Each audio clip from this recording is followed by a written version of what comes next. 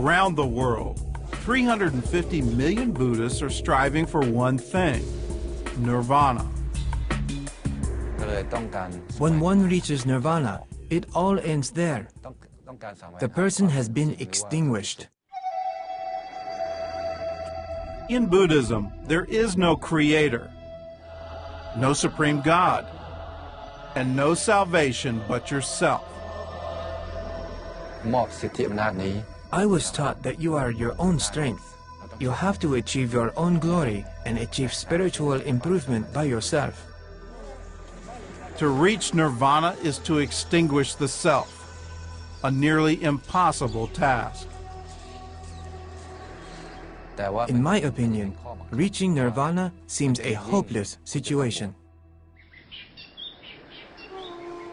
More than 2,000 years ago, a nobleman named Siddhartha Gautama went on a quest to overcome suffering and death. Through self-discipline and meditation, he believed that he had finally achieved nirvana. After that, he became known as the Buddha, or Enlightened One. Buddha claimed that he had found the cause of human suffering and the way to end it.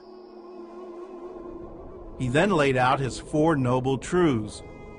All existence is suffering. Human desire or attachment causes this suffering. Humans can end suffering by putting an end to their selfish desires. The fourth truth says that the only way to achieve nirvana is to follow the Eightfold Path, a series of mental and behavioral guidelines. This path is illustrated by the Dharma wheel, one of the most important symbols of Buddhism. It represents the endless cycle of life through rebirth. The wheel is divided into three sections: wisdom, ethical conduct, and mental development. For Buddhist monks, following the path demands that they leave everything behind, even their families, to focus on perfecting themselves. People who really want to achieve nirvana need to remove themselves from society and leave everything in order to keep their minds and soul peaceful. Therefore, the ones who have achieved nirvana are mostly monks. After entering monkhood, there are 227 rules that need to be followed. Those who want to achieve nirvana need to meditate at all times. One cannot allow his feelings or emotions to overtake them.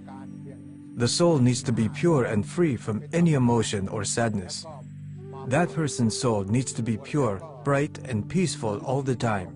Only then can he achieve nirvana. And there's no supreme God to help you achieve nirvana. In Buddhism, the fate of your soul depends entirely on you. Each of us has our own responsibility, and each of us does suffer because of our confusion. But if we come to understand, we can free ourselves from suffering even in this life, much less waiting for someone else to do it for us anytime. And if you don't get it right in this life, Buddhists believe there's always the next. The cyclic existence is a process of rebirths in order for each soul to make amends for their bad karma, all the karma that one has built up during a lifetime. If one kills and eats an animal, that person will be born as an animal during his next life. The chances for a soul to be born as a human being in order to improve their spirituality, their karma, and be able to achieve nirvana are very slim. It is very hard. Buddha's whole teaching is that there is no separated self. It's a hard road because you realize that ultimately you can't really have nirvana until all beings have nirvana.